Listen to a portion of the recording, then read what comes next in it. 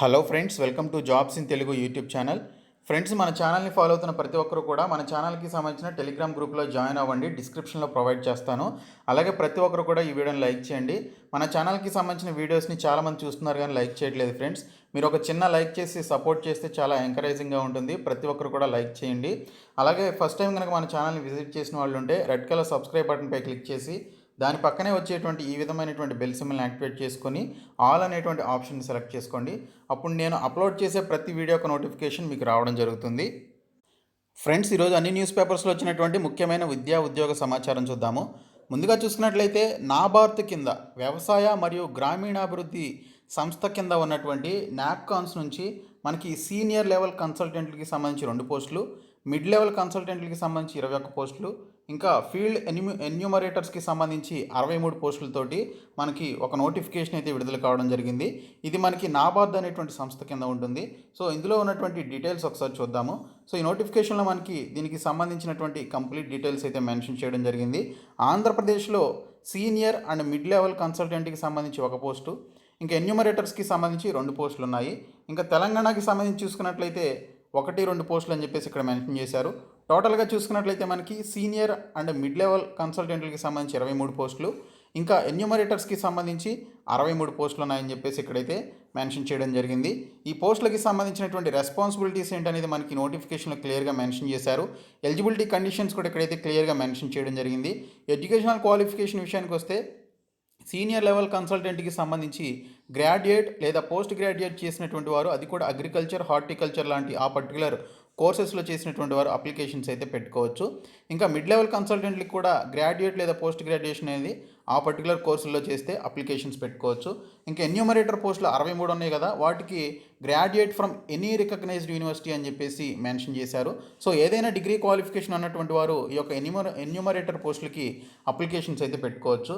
కాకపోతే ఎక్స్పీరియన్స్ అయితే మనకి మిడ్ లెవెల్ అండ్ ఈ పర్టికులర్ సీనియర్ లెవెల్ కన్సల్టెంట్లకి సంబంధించిన పోస్టులకి 2 to 4 years, 1 to 4 years, అలాగే ఎన్యూమరేటర్ పోస్టులకి 1 to 2 years వరకు ఎక్స్పీరియన్స్ అయితే అడగడం జరిగింది. ఇంకా అదర్ క్రైటీరియా ఏంటనేది కూడా ఇక్కడైతే క్లియర్గా మెన్షన్ చేశారు. మీ కనుక క్వాలిఫికేషన్ ఉన్నట్లయితే, ఎక్స్పీరియన్స్ ఉన్నట్లయితే ఈ పోస్టులకి అప్లై చేయండి.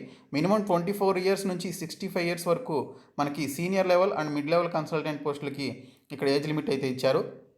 ఎన్యూమరేటర్ పోస్టులకి 24 నుంచి 45 సంవత్సరాల వరకు ఏజ్ లిమిట్ అయితే ఇవ్వడం జరిగింది. శాలరీస్ కూడా మంచి శాలరీసే ఉన్నాయి. Senior level consultant, mid level కన్సల్టెంట్స్కి 51,000, 41,000 ఉంటుందని చెప్పేసి ఇక్కడ మెన్షన్ చేశారు. ఇంకా ఎన్యూమరేటర్ పోస్టులకు వచ్చేసి 20,000 నుంచి 25,000 రూపాయల వరకు ఉంటుందని మెన్షన్ చేయడం జరిగింది. సో ఈ యొక్క నోటిఫికేషన్ నేను మీకు డిస్క్రిప్షన్లో ప్రొవైడ్ చేస్తాను. మీరు డౌన్లోడ్ చేసుకొని మీకు కనుక క్వాలిఫికేషన్స్ ఉన్నట్లయితే అప్లై చేయండి. ఇంకా ఈరోజు వచ్చినటువంటి అప్డేట్స్ చూసుకున్నట్లయితే డిగ్రీ ఇంజనీరింగ్ బోధన ఆన్లైన్లోనే అని చెప్పేసి ఒక అప్డేట్ అయితే ఇచ్చారు. ఇంకా జూలై 1 నుంచి జరిగేటువంటి ఈ యొక్క పెట్టాలి అనుకున్నటువంటి స్కూల్స్ కానీ కాలేజెస్ కానీ అన్నీ కూడా ఆన్లైన్లోనే పెట్టాలని చెప్పేసి విద్యాశాఖ నిర్ణయం తీసుకోవడం జరిగింది. ఈరోజు విద్యాశాఖ అధికారులతో సబితా ఇంద్రారెడ్డి సమావేశం అయితే నిర్వహించబోతున్నారు. ఇంకోటి చూసుకున్నట్లయితే తెలంగాణ రాష్ట్రంలో దళిత్ ఎంపవర్మెంట్ స్కీమ్ అనేది ప్రవేశపెట్టబోతున్నారు. రాష్ట్రంలో 10,000 కుటుంబాలకి దీనికి సంబంధించి మేలైతే జరగనుంది.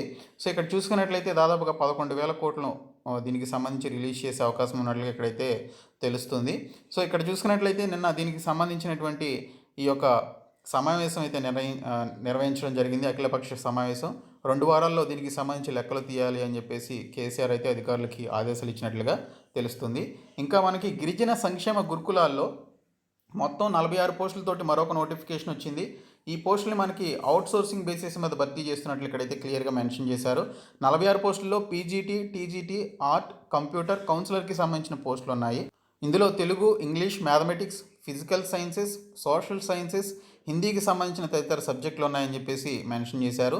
ఇక్కడ చూసుకున్నట్లయితే పర్టికులర్ సబ్జెక్టుల్లో గ్రాడ్యుయేషన్తో పాటు బీఈడీ కూడా చేసి ఉండాలి. సీటెట్ కానీ టెట్ కానీ అర్హత సాధించి ఉండాలని చెప్పేసి మెన్షన్ చేశారు. ఆర్ట్ టీచర్ పోస్టులకి సంబంధించి సబ్జెక్టుల్లో డిప్లొమా లేదా గ్రాడ్యుయేషన్ ఉత్తీర్ణతో పాటు 2 ఏళ్ల అనుభవం ఉండాలని చెప్పేసి మెన్షన్ చేశారు. కంప్యూటర్ టీచర్ పోస్టులకు ఎంసీఏ లేదా బీటెక్ ఉత్తీర్ణ అవ్వాలని చెప్పేసి మెన్షన్ చేశారు. ఇంకా కౌన్సిలర్ పోస్టులకు సైకాలజీతో ఎంఏ ఉత్తీర్ణులు అవ్వాలని చెప్పేసి మెన్షన్ చేయడం జరిగింది. పీజీటీ పోస్టులకు సంబంధిత సబ్జెక్టుల్లో పోస్ట్ గ్రాడ్యుయేషన్తో పాటు బీఈడీ ఉత్తీర్ణులు అవ్వాలి. దీంతోపాటు సీటెట్, టెట్ కూడా క్వాలిఫై అయి ఉండాలని చెప్పేసి మెన్షన్ చేశారు. వీరికి ఇచ్చేటువంటి శాలరీస్ 30,000, 40,000, 20,000 అని చెప్పేసి ఆ పర్టికులర్ పోస్టులను బట్టి ఇక్కడైతే మనకి క్వాలిఫికేషన్స్కి సంబంధించినటువంటి శాలరీస్ కూడా మెన్షన్ చేశారు. మీరు దీనికి సంబంధించి ఆన్లైన్లో దరఖాస్తులు పెట్టుకోవాలి. జూలై 5వ తేదీ లాస్ట్ డేటు. అఫీషియల్ వెబ్సైట్ తెలుసు కదా, tswreis.in అనేటువంటి సైట్లోనికి వెళ్ళి అప్లికేషన్స్ పెట్టుకోండి.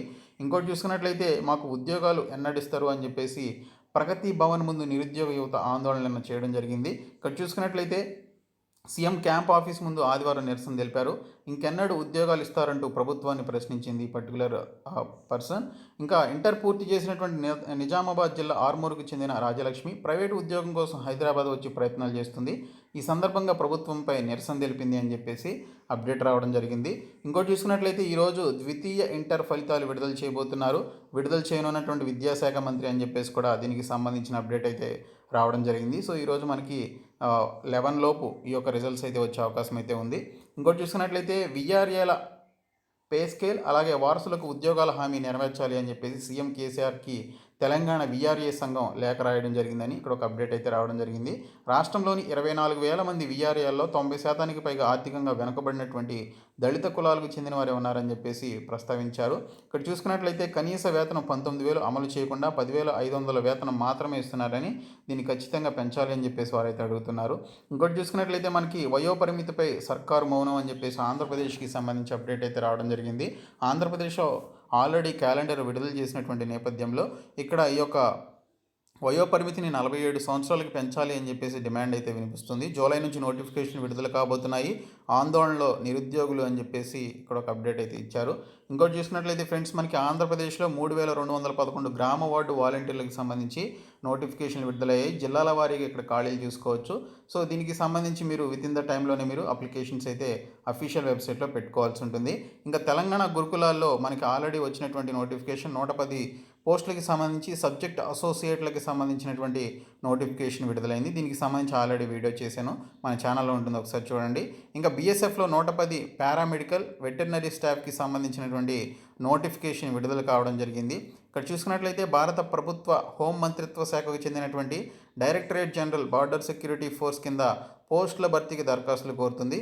ఎస్ఐ స్టాఫ్ నర్స్కి సంబంధించి, అలాగే ASI technician, city ward boy, HC veterinary, కానిస్టేబుల్కి సంబంధించిన పోస్టులు అయితే ఉన్నాయి. దీనికి సంబంధించి ఎంప్లాయ్మెంట్ న్యూస్లో ప్రకటన వెలువడినటువంటి 30 రోజుల్లోపు దీనికి సంబంధించినటువంటి అప్లికేషన్స్ అయితే పెట్టుకోవాలి. bsf.gov.in అనేటువంటి సైట్లోనికి వెళ్ళి అప్లికేషన్స్ పెట్టుకోండి. ఇంకా హామీ నెరవేరదేమి అని చెప్పేసి ఒక అప్డేట్ అయితే ఇచ్చారు. ఉపాధ్యాయుల పోస్టుల భర్తీ 16,000 ఖాళీలు ఉన్నాయని చెప్పేసి ఇక్కడైతే మెన్షన్ చేశారు. ఈ పోస్టులని డిఎస్సి ద్వారా భర్తీ చేయాలని చెప్పేసి డిమాండ్ చేయడం జరుగుతుంది. 8,000కి పైగా పాఠశాలలో ఒక్కరితోనే బోధన, గాడి తప్పుతున్న ప్రాథమిక విద్య అని చెప్పేసి ఆంధ్రప్రదేశ్కి సంబంధించిన అప్డేట్ అయితే వచ్చింది. ఆంధ్రప్రదేశ్ రాష్ట్రంలో 16,000 వరకు ఉపాధ్యాయ పోస్టులకు ఖాళీలు ఉన్నాయని చెప్పేసి ఇక్కడైతే మెన్షన్ చేశారు. ప్రభుత్వ పాఠశాలలు అలాగే ఎయిడెడ్ పాఠశాలలు ఎన్ని ఉన్నాయనేది, అందులో విద్యార్థుల సంఖ్య ఎంత అనేది ఇక్కడైతే క్లియర్గా మెన్షన్ చేయడం జరిగింది. సో ఈ విధంగా మనకి ఈ యొక్క అప్డేట్స్ అయితే ఈరోజు రావడం జరిగింది ఫ్రెండ్స్. సో ఈ వీడియోని మీ ఫ్రెండ్స్కి షేర్ చేయండి, మన ఛానల్ సబ్స్క్రైబ్ చేయండి. Thank you so much guys.